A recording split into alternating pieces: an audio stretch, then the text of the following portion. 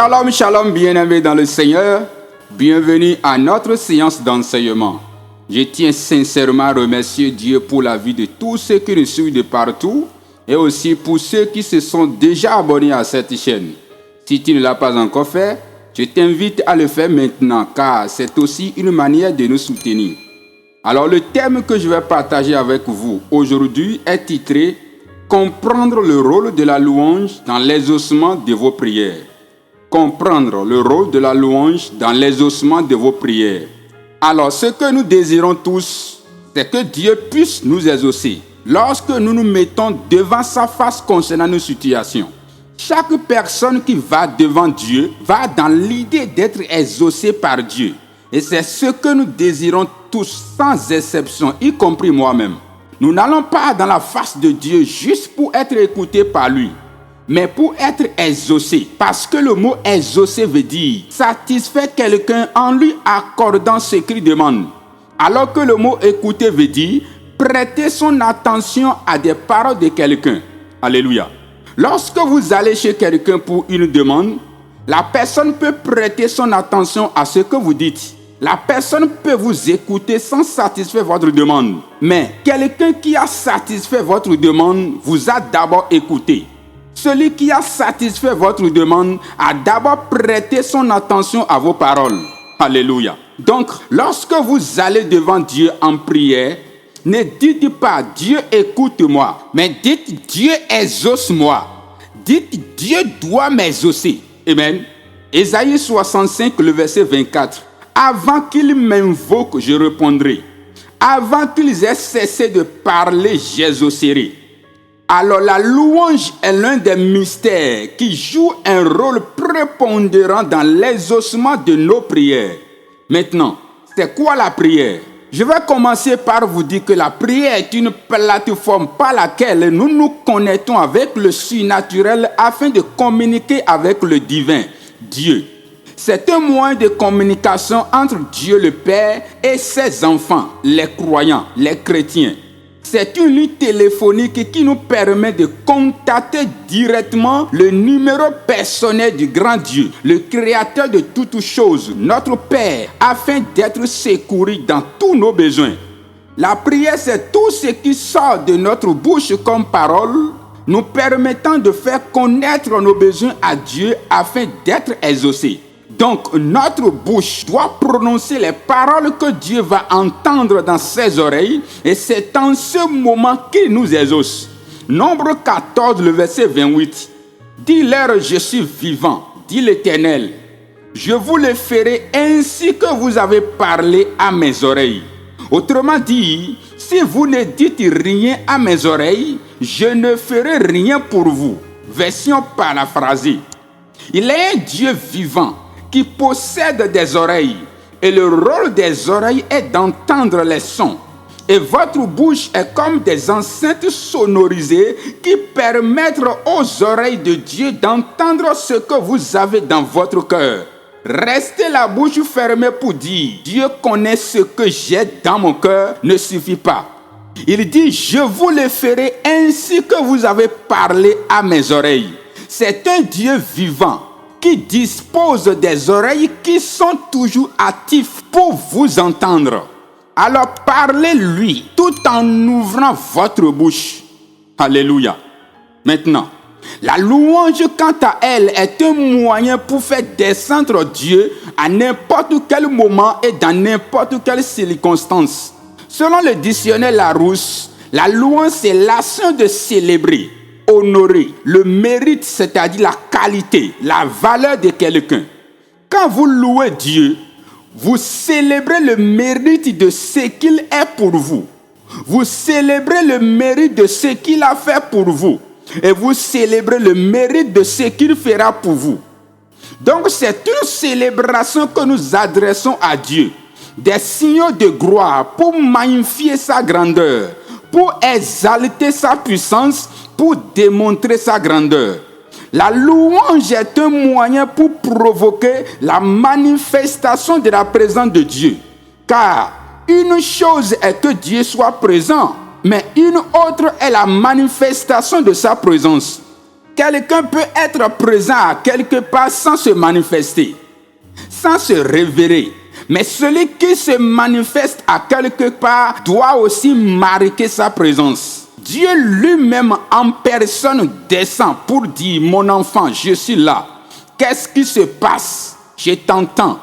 Quand vous allez dans la cour d'un roi et que de loin vous commencez par le louer, vous commencez par le glorifier, même s'il n'avait pas l'intention de vous entendre, il n'aura pas le choix.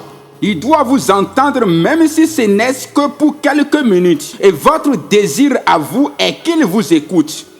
Quand vous allez chez quelqu'un et de loin vous commencez par apprécier l'habillement de la personne, comment il est beau ou belle, dans ce qu'il a porté, comment sa tenue vous plaît, mes frères et sœurs, même s'il n'avait pas l'idée de vous recevoir, il va au mot dire: je t'accorde quelques minutes. Et c'est pour cela que vous êtes là. Et c'est cela votre objectif.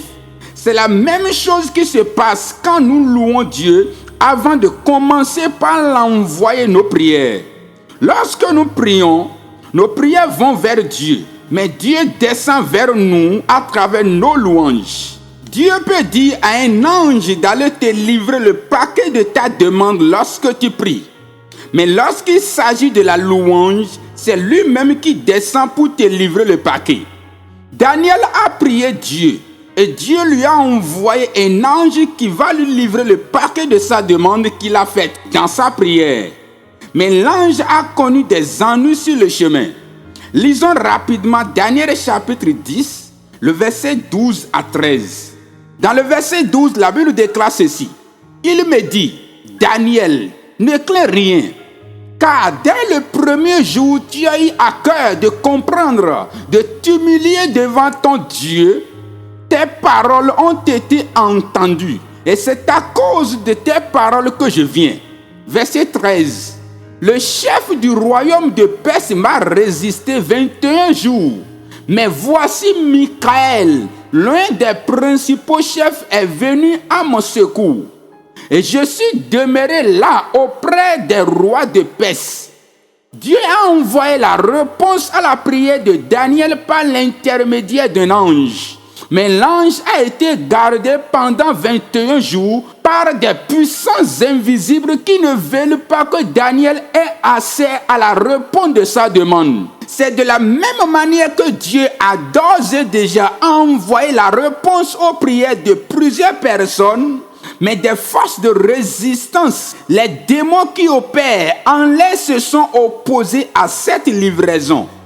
Mais je prie pour toi, je prie pour moi, je déclare au nom puissant de Jésus-Christ que toute réponse à nos prières, nos paquets de bénédictions suite à nos cris vers Dieu, que Dieu a déjà libéré depuis longtemps et que l'ennemi empêche de nous parvenir, soit libéré et nous soit livré maintenant au nom puissant de Jésus-Christ. Tout ange livré que Dieu a envoyé pour nous livrer la réponse à nos prières, nos bénédictions, notre guérison, mais que des princes du royaume des ténèbres ont gardé depuis lors. Je déclare les libérations maintenant au nom puissant de Jésus-Christ. Que toute puissance des ténèbres qui résiste à la libération des paquets de bénédictions de quelqu'un ici soit paralysée au nom puissant de Jésus-Christ. Alors Dieu libère la réponse à nos prières par le ministère angélique. Mais quand nous le louons, nous l'obligeons lui-même de descendre. La louange est la meilleure manière pour provoquer la manifestation de la présence de Dieu. L'apôtre Pierre a été arrêté et jeté en prison. Mais voyez ce que dit la parole de Dieu dans le livre des Actes, chapitre 12, à partir du verset 4. Après l'avoir saisi et jeté en prison, il les mit sous la garde de 4 escouades, de 4 soldats chacune, avec l'intention de le faire comparaître devant le peuple après la Pâque. Verset 5. Pierre donc était gardé dans la prison, et l'Église ne cessait d'adresser pour lui des prières à Dieu. La Bible dit que l'Église ne cessait d'adresser des prières pour lui à Dieu. Mais quel genre de prière l'Église adressait-elle à Dieu? Ce n'est pas écrit dans la Bible, mais je crois qu'il disait, Père, nous voulons que Pierre soit libéré. Père, nous ne voulons pas que Pierre meure dans cette prison. Mais il n'est pas écrit qu'ils ont loué Dieu. Ils ont adressé des prières à Dieu. Et voyez ce qui s'est passé dans la suite du chapitre. Verset 6. La nuit qui précéda le jour où Hérode allait le faire comparaître, Pierre, lié de 2 chaînes, dormait entre 2 soldats. Et des sentinelles devant la porte gardaient la prison. Verset 7. Et voici, un ange du Seigneur survint et une lumière brilla dans la prison. L'ange réveilla Pierre en le frappant au côté et en disant, « Lève-toi promptement. » Les chaînes tombaient de ses mains. Verset 8. Et l'ange lui dit, « Mets ta ceinture et tes sandales. » Et il fit ainsi. L'ange lui dit encore, « Enveloppe-toi de ton manteau et suis-moi. » Verset 9. Pierre sortit et le suivit, ne sachant pas que ce qui se faisait par l'ange fut réel et s'imaginant avoir une vision. Verset 10. Lorsqu'ils eurent passé la première garde puis la seconde, ils arrivaient à la porte de fer qui mène à la ville et qui s'ouvrit d'elle-même devant eux. Ils sortirent et s'avançaient dans une rue. Aussitôt l'ange le quitta. Verset 11. Revenu à lui-même, Pierre dit, « Je vois maintenant d'une manière certaine que le Seigneur a envoyé son ange et qu'il m'a délivré de la main d'Hérode et de tout ce que le peuple juif attendait. » Alléluia. L'Église a fait la prière pour que Pierre soit libéré. Et qu'est-ce qui s'est passé? Dieu a envoyé son ange qui l'a libéré de la prison. Je prie pour toi maintenant et je déclare que tout ce qui t'appartient, tout ce qui doit être en liberté, mais que l'ennemi a gardé emprisonné à quelque part, te soit libéré maintenant par le ministère angélique au nom de Jésus-Christ. Je déclare sur ta vie au nom de Jésus-Christ que les choses que Dieu va accomplir dans ta vie à partir d'aujourd'hui vont t'étonner toi-même. Tu regarderas ce que Dieu va faire dans ta vie et tu diras, je rêve ou quoi? Car ce que Dieu va réaliser dans ta vie dépassera ton entendement au nom puissant de Jésus-Christ. Maintenant, restons toujours dans le livre des Actes pour voir aussi cette merveilleuse scène qui s'est déroulée lorsque Paul et Silas étaient gardés en prison. D'abord, la raison pour laquelle ils étaient emprisonnés est qu'ils ont chassé un esprit de python d'une femme possédée. Actes chapitre 16, le verset 16 à 18. Et dans le verset 25, voyez ce que dit les Écritures. Vers le milieu de la nuit, Paul et Silas priaient et chantaient les louanges de Dieu. Et les prisonniers les entendaient. Verset 26. Tout à coup, il se fit un grand tremblement de terre, en sorte que les fondements de la prison furent ébranlés. Au même instant, toutes les portes s'ouvrirent et les liens de tous les prisonniers furent rompus. Mon frère, celui qui t'a appris qu'on n'a pas besoin de prier à haute voix avant que Dieu n'entende t'a trompé. Ils ont prié, mais rien ne s'est passé. Mais lorsqu'ils se sont mis à chanter les louanges de Dieu, la présence de Dieu s'est manifestée. N'oubliez pas que je vous ai dit un peu plus haut que la présence de Dieu est une chose, mais la manifestation de la présence de Dieu en est une autre. Quand Dieu se manifeste, sa présence doit être remarquée. Leurs louanges ont obligé Dieu à descendre dans cette prison. Et comme la prison est trop petite pour garder Dieu, sa fondation a été secouée. C'est un signal du très haut pour dire, je suis là. Et toi, prison, tu dois savoir que tu n'as pas le droit de garder mes enfants ici. Je prie pour toi au nom puissant de Jésus-Christ, qu'il y ait tremblement de terre provoqué par la manifestation de la présence de Dieu, partout quelque chose t'appartenant a été gardé sous scellé depuis longtemps et que cela te soit relâché maintenant. Au nom puissant de Jésus-Christ. Partout ta santé, tes enfants, tes bénédictions, ton étoile, ton mari, ta femme ont été gardés emprisonnés. Aujourd'hui même, Dieu descend là-bas, renversant la forteresse, renversant la prison. Et je déclare la libération de tout ce qui t'appartient maintenant. Au nom puissant de Jésus-Christ de Nazareth. J'aime beaucoup la prière, mais j'aime beaucoup plus la prière accompagnée de la louange. J'aime beaucoup la présence des anges, mais j'aime beaucoup plus la présence de Dieu. J'aime beaucoup la présence de Dieu, mais j'aime beaucoup plus la manifestation de la présence de Dieu. Lorsque nous louons Dieu, lorsque nous l'adorons, il dit à ses anges, vous restez ici. C'est à moi-même de descendre là-bas. Et je ne vais pas seulement descendre là-bas, je vais aussi manifester ma présence lorsque je vais descendre. Le peuple de Juda était face à des ennemis très dangereux.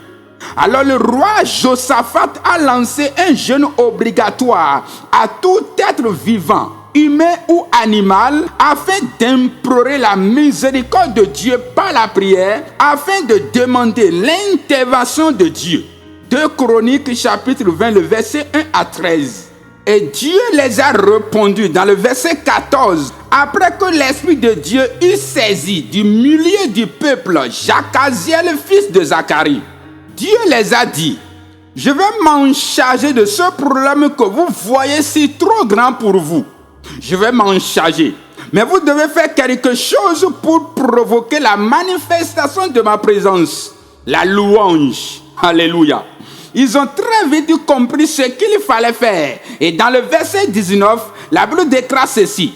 Les Lévites d'entre les fils des Kéatites et d'entre les fils des Coréites se levaient pour célébrer d'une voix forte et rauque l'Éternel, le Dieu d'Israël. Ce n'est pas fini. Ils ont compris qu'il faut une organisation pour que leur louange puisse provoquer la manifestation de la puissance de Dieu. Et voici ce qu'ils ont fait dans la suite du verset. 2 Chroniques chapitre 20, le verset 21. Puis d'accord avec le peuple, il nomma des chantres qui, revêtus d'ornements sacrés et marchant devant l'armée, célébraient l'Éternel et disaient, louez l'Éternel car sa miséricorde dure à toujours.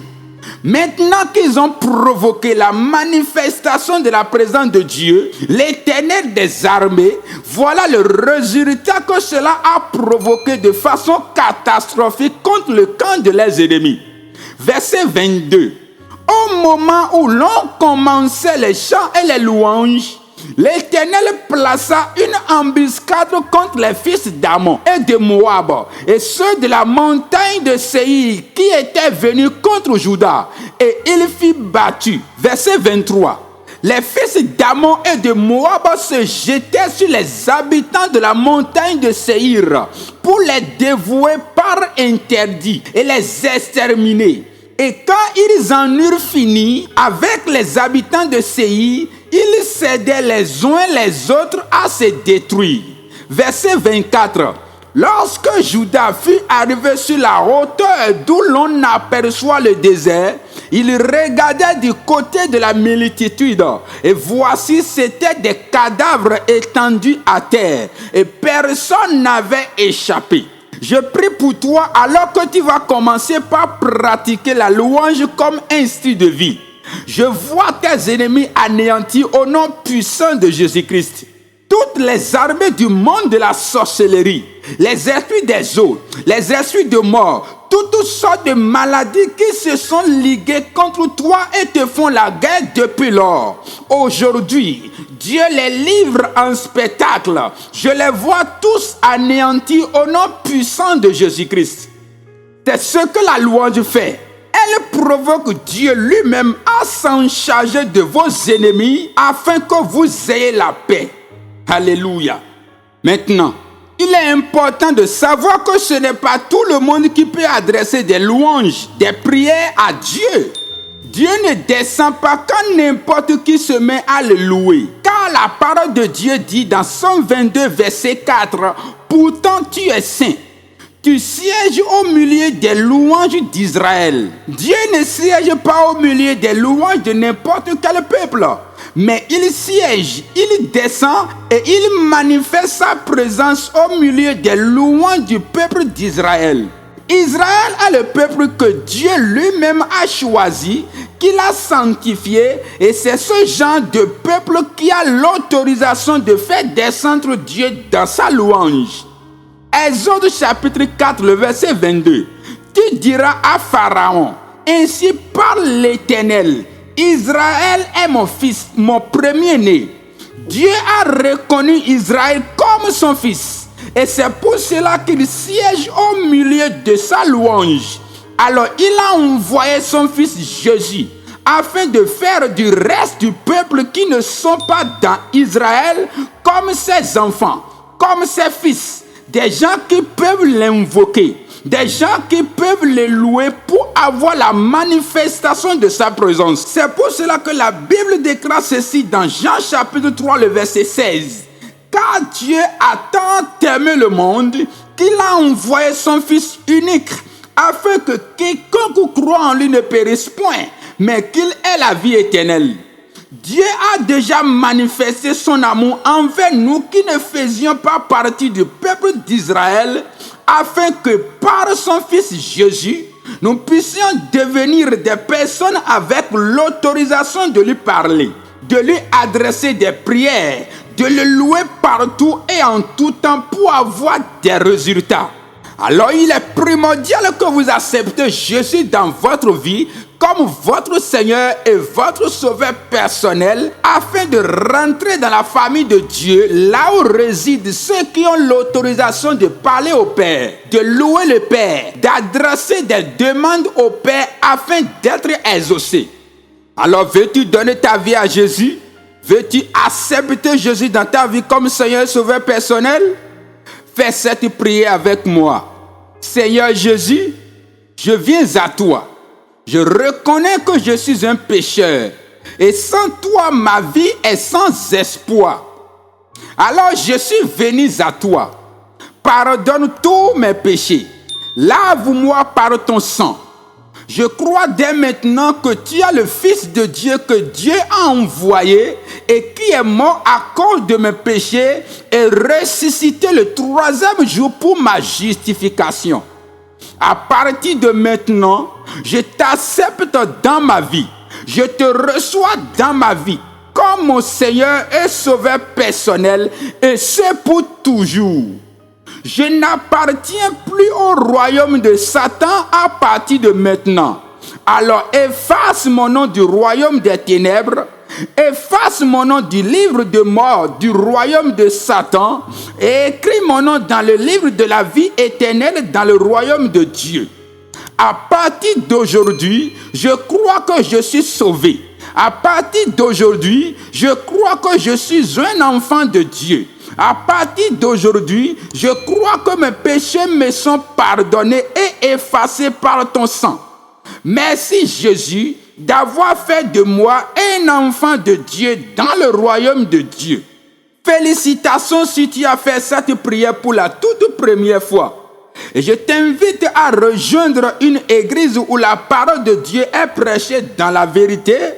Et commence par participer au programme de cette église et que le Seigneur te fortifie au nom puissant de Jésus-Christ de Nazareth.